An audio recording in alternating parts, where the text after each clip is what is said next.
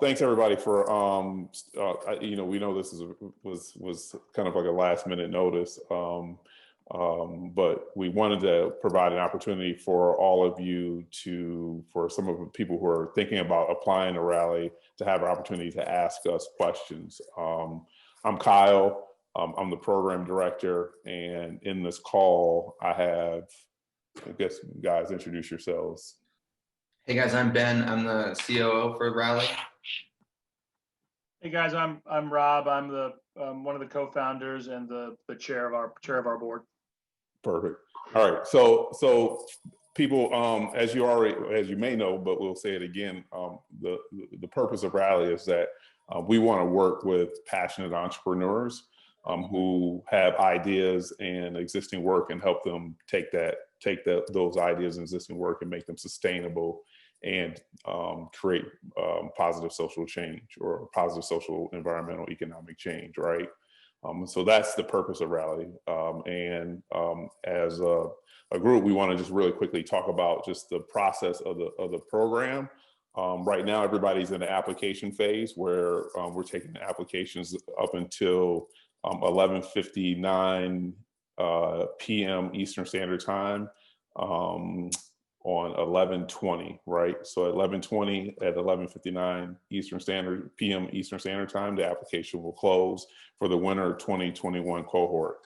So the winter 2021 cohort, from there, what we'll do is we'll review those applications, and then those individuals that we feel are promising, we'll send an email out to you and let you know, and we'll schedule one-on-one interviews with between yourself and me and the other gentleman on this call and a few other stakeholders. During that time, we want you to be able to talk about, hey, what makes you passionate about social entrepreneurship? We want to ask some questions just about your business. We're not expecting for things to be fully fleshed out, but we're expecting for things to be, it's really thought out and to really understand the underlying motivation of the idea or the potential fellow. Guys, is there any other thing that you want to add to that before I move on to about the actual program flow, or before I move on to the next step? No, it sounds good. Okay. All right. So then once that happens, then what we'll do is our process is really quick. What we'll do is we'll review we'll have that conversation with you. We'll have some conversations internally. There may be some questions that we still have, and we'll email you those. So please, the email address you use, make sure it's one that you monitor. Because we may ask follow-up questions, and that's not an unusual thing. And so we'll ask those follow-up questions and hopefully get those responses back from you and use those in your consideration. And then you'll get an email that then explains, hey, you've either been accepted or you have not, right? We only have between 5 and 6 slots available, right? This entire program is held virtually because of COVID at the moment. Unless everybody gets a vaccine and is successful, then we can think about bringing everything back. But right now the program is virtual, right? And it's broken out into 3 phases, or actually 2 phases. Well, no, let me go back 3 phases. There's a pre-cohort, which is designed to get you the information you need, the handbook, the workbooks, things, and to get you prepared to enter the program at running, right? And so also during that time, one of the things we want to do is put you into what we call mentor matching period, where we want to give you an opportunity to interface with our rally makers who are also our mentors, right? So that you can have discussions and you can say, hey, it's kind of like what we call mentor fellow speed dating, right? So we want you to be able to have an opportunity to talk to people, to build chemistry, and for not only your mentor to choose you, but you to choose your mentor, right? And so then that also happens during that period.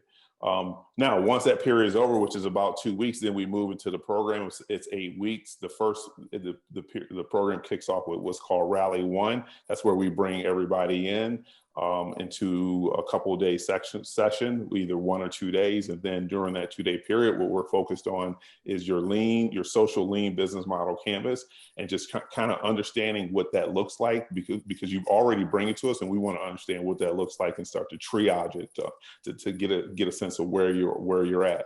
And then on the other end is to focus on your social the social component. So really your theory of change, right? What is the thing that you're doing? What is the desired change that you're trying to make in the world, the underlying motivation? And we want to see what you're doing around that piece, and then also triage that. And so we spend the bulk of those 2 days just understanding those, you presenting to the group and getting a good idea of where you're at so we can set course for the remainder of the program. Ben, Rob, do you have any questions or comments about that before I move on to the second part or the third part?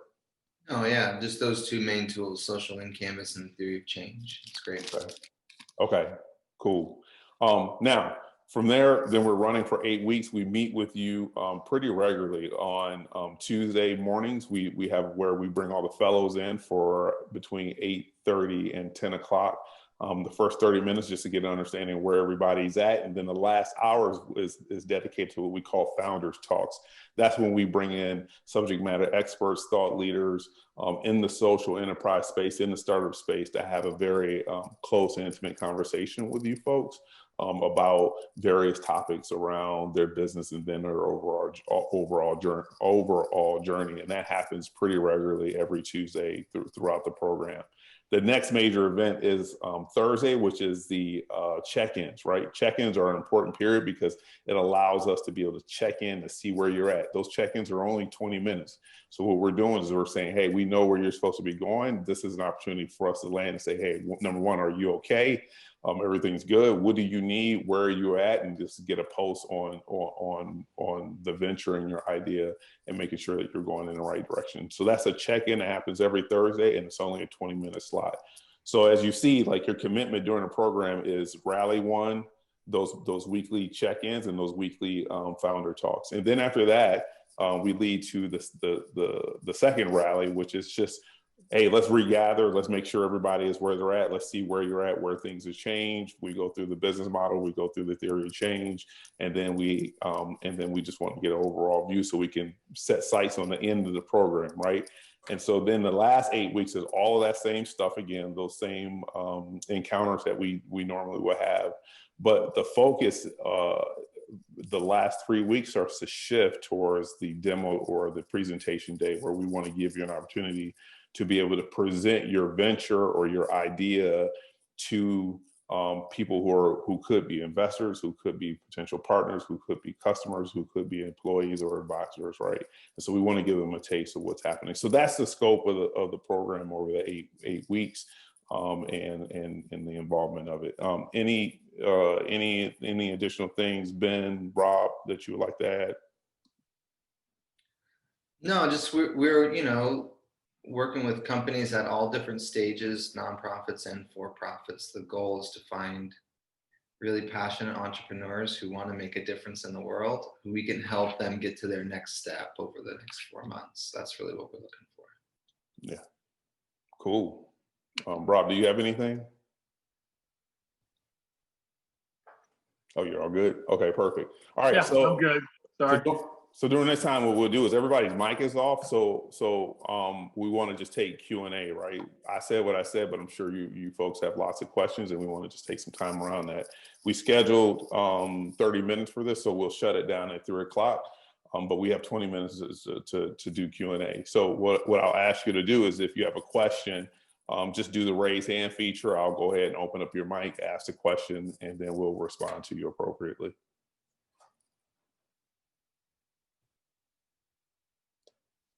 Raise hand. All right, so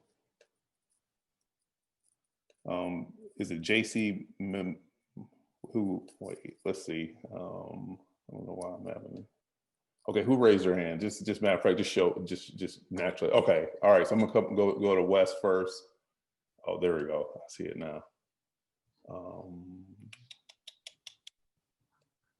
Okay, can you unmute your mic? There you go, perfect. Yeah, hey guys. I was wondering, was this last cohort also like full remote? And I was wondering how that process went and how that's planned to work out. Okay. All right, thanks, Wes. Rob, Ben, you want to take that question? Yeah, this whole cohort was through Zoom. And from my perspective, working with the Founders Talks and the Thursday check-ins, it went really smoothly.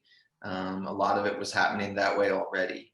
And so we feel pretty comfortable with that. Rob, you can talk about it from the mentor standpoint. I actually think it increased our mentor participation, because I think sometimes it was hard to get the mentors if you wanted to grab a cup of coffee or to meet at where we have an office at Rollins College. So, we'll see what happens, obviously, as the world changes, but I was actually really pleasantly surprised that it actually drove more interaction for the companies than when we were in person. All right, perfect. All right, I think I'm going to next. I think Shay has her hand up. Hey, how are you? Hey, how you doing, Shay? Good, how are you? So you explained an eight-week program. I was just looking at your website, looking at, is it full 16 or? Yeah, I don't know why recently my brain is scrambled up, but I've been saying 8 weeks and it's really 16 weeks, so I apologize for that. That's all right. Yeah. And then is this, and I know you're centered in Orlando, but are you truly looking for applicants from across the US? Is that true? Yeah, we feel like this program is that there's not enough support for what we call early stage social entrepreneurs really anywhere. And so we have a group of successful business folks and philanthropists who are committed to seeing people address problems this way through a social entrepreneurial approach. And so that each cohort we've had, at least the last, Kyle, help me, 2 or 3 cohorts. Yeah. Had people from out of state and out of country. So right now we have a team from Uganda and a team from Armenia. We have a team from Virginia Beach, and we have 2 local Orlando teams. Yeah. Okay. Shay, did you have a follow-up question? Are you good? Did you have a follow-up question? Sure. Okay, you're all good? Okay, perfect. All right, let's see, is it, okay, yeah, there you go. Is it JC? Yeah, JC is fine. Don't Okay. worry about the last name. Okay, Yeah. all right, JC, welcome. It's going to get butchered anyways. So, and I apologize. My co-founder in our company did the application for you all. So, what's the projected start date for the cohort if you're accepted? That's actually, I should know this question. Let me look at my calendar really quick. Well, go ahead and ask. Did you have a follow-up question? Okay. I do. Yeah. So number one, what's the projected start date? In terms of that, and then number 2 was, in your previous cohorts or even in your mentor network, do you specifically have people that are in the food space and more particularly the retail food industry? So JC, obviously you and I have spoke before, so I'm familiar with what you guys are trying to do. So there's no one, I would say, with direct grocery experience in there. We have a lot of different folks in the food industry, restaurant, farming. I mean, John Rivers is one of our mentors. Former president of Olive Garden is one of our mentors. So so there's not any direct grocery experience, but certainly a lot of folks with food and a lot of folks with more packaged good experience. And JC, I'll answer your questions around timeline. This is probably applicable for everyone. So the pre-cohort starts January 4th and ends on January 15th. The first rally, which is the first day of the program, will begin January 18th. The program then will end on presentation, which your presentations on, right now we have a schedule for May 4th, 2021. Okay. All right, so let me go to the next one is Leslie. Leslie, where are you? There you go. Okay, go ahead, Leslie. Yeah, I wanted to know what kind of investment it involves, and as far as the founder gets, and what kind of terms.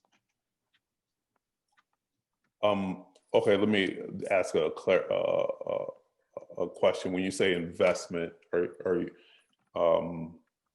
meaning your investment in the program, or do we require you to give up something to participate in the program? Wait, hold on. You're muted.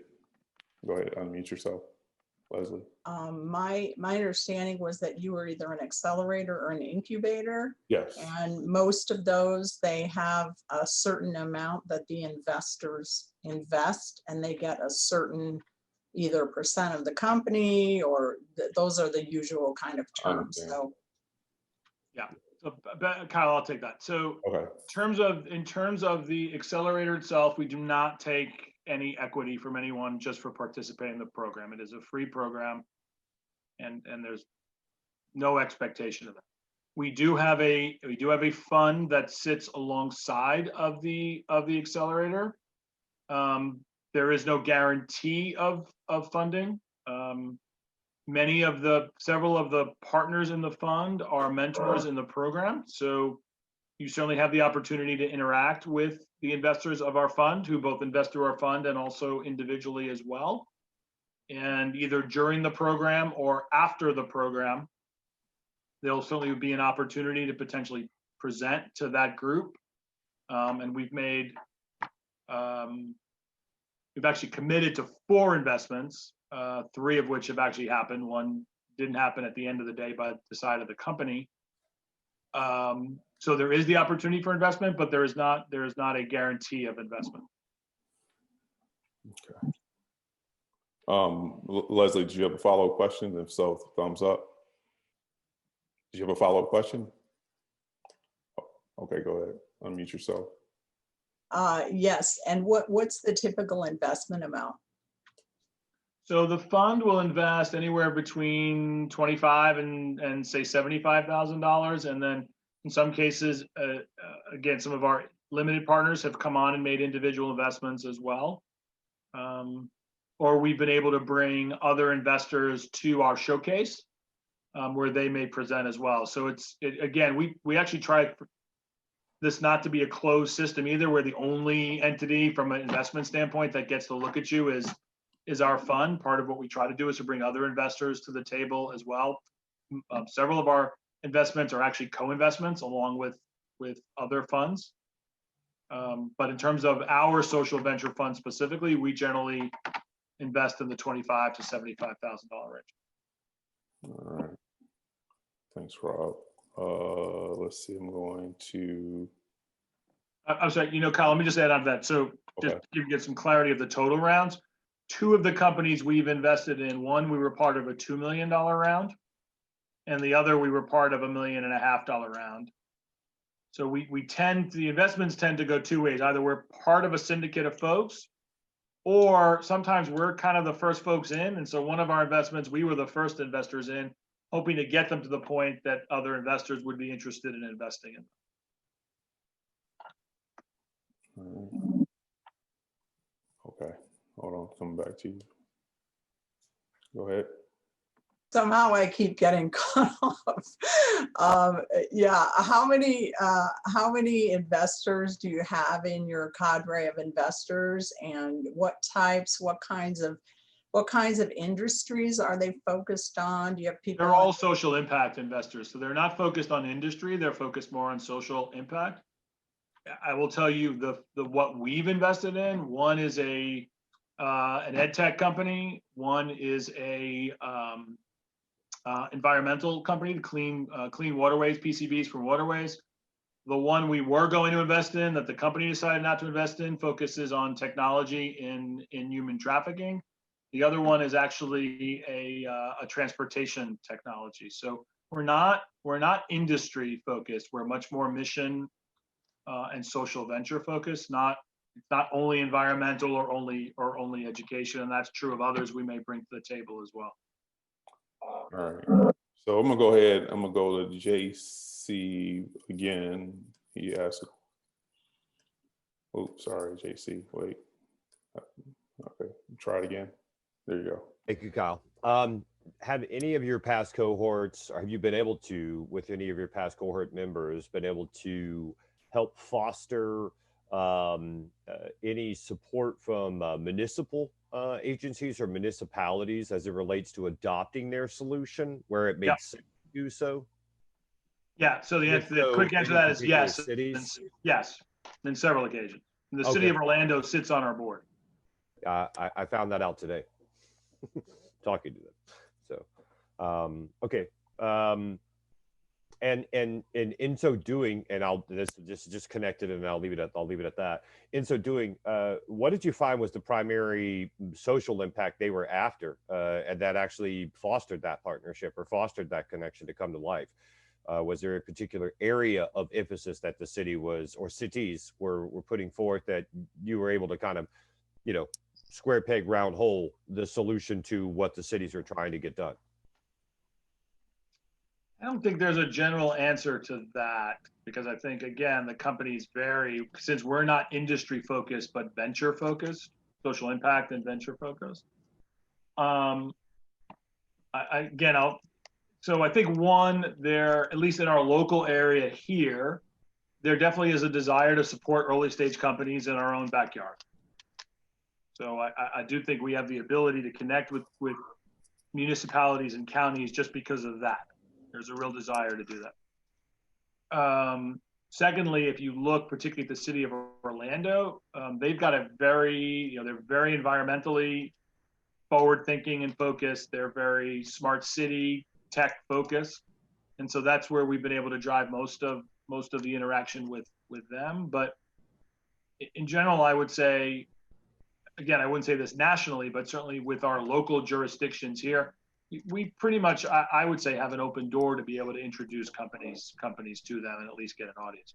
Can't guarantee you we're going to get hired, but all we can do is give a recommendation to facilitate the conversation. And I think we're pretty good at doing that. All right, cool. Well, listen, folks, we're buttoning up right against the time. We may have time for one more question, but before we do that, one of the things I just want to remind everyone is that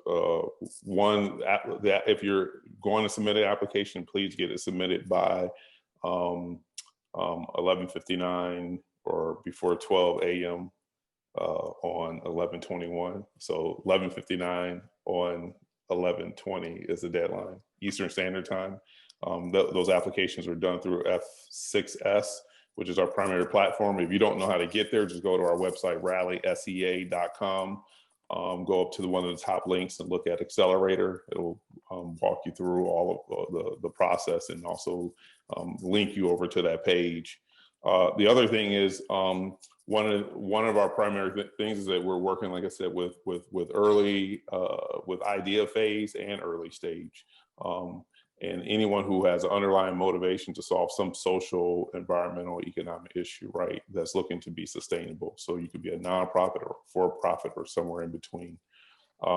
And one of our primary focuses during the 16 weeks is to ensure that individuals at that stage, what we find that people are really trying to do is find product market fit, to understand that they're offering something that people want. And that's what we really focus hard on getting you to product market fit. Because if we can get you there, then we can apply the mechanisms around it, whether it's marketing, dollars, right, to be able to scale that opportunity, right? So our goal is to get you ready to scale towards either through customers or through investment.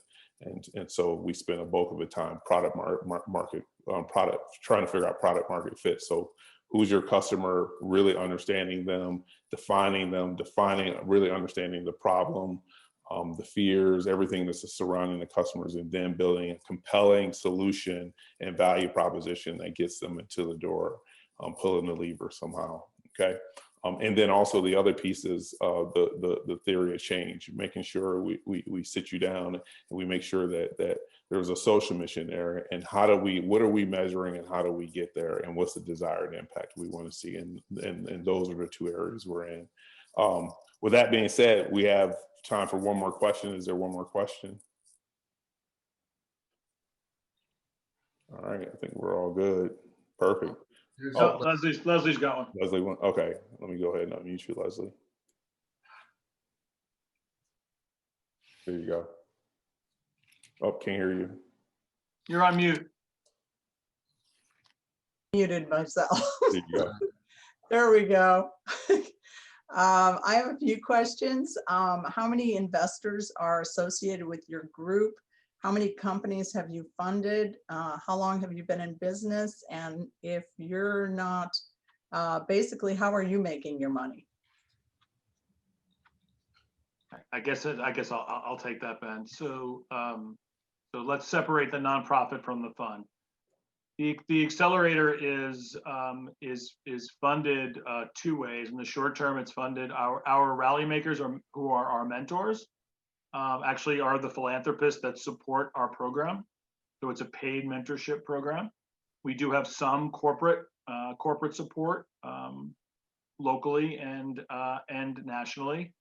Long term, the EIA Social Venture Fund, which is the fund associated with Rally, is a B Corp, and so the beneficiary of our B Corp is Rally. So hopefully, when we have future exits, the nonprofit accelerator will benefit. Again, without having taken, frankly, any shares away from the participants in our accelerator. As I said earlier, we have funded three companies so far through the fund in the last 2 years. So almost won a cohort. We have also actually, I sense, Leslie, you're a for-profit, but we also support nonprofit social enterprises, and we do have a grant fund to help bring them to sustainability. So we funded, Ben, I think, 2 not-for-profits through Rally so far. So we've actually funded 5 Rally participants through our different funding mechanisms. In terms of the number of investors that are around our table, honestly, it varies by who. We have a network of there are 16 limited partners inside of our fund, all of whom could also invest individually. There's probably a dozen or so different groups who pop in and out of our different meetings that are invited to our circle, and whether they come or not is really up to them. So again, there is a dedicated fund with investors behind it. We do try to expand the network, and the network kind of hopefully grows all the time as people know more about Rally, but that's the one firm investment. Perfect. All right, so if anybody else has other questions, feel free to email them through F6S. One of the other things that people often talks about is what makes a social venture. And at Rally, we like to say that it's a spectrum. Ben has a very beautiful answer that he gives to that. But I think it's important that you hear, in our minds, what makes a social venture, because we only work with social ventures, right? And so, Ben, do you want to quickly give us your wonderful definition, what you could classify as? How wonderful it is. But the litmus test is like the purpose, the reason the organization exists is to solve a real social, economic, or environmental problem. And it has an earned income stream, a way of making money and supporting itself. So the legal structure doesn't matter, whether it's a for-profit, nonprofit, benefit corporation, or hybrid. What we look for is the intent of the founding team, and then we try and help them build that intention, that impact intention, through the models, through the business model and a sound impact model, so that it all works together to change the world. Yeah. Cool. All right, folks. Well, thank you for joining us. Maybe we'll see your applications. Maybe we won't. But keep up the good work. All this work is worth doing. So keep working. Take care.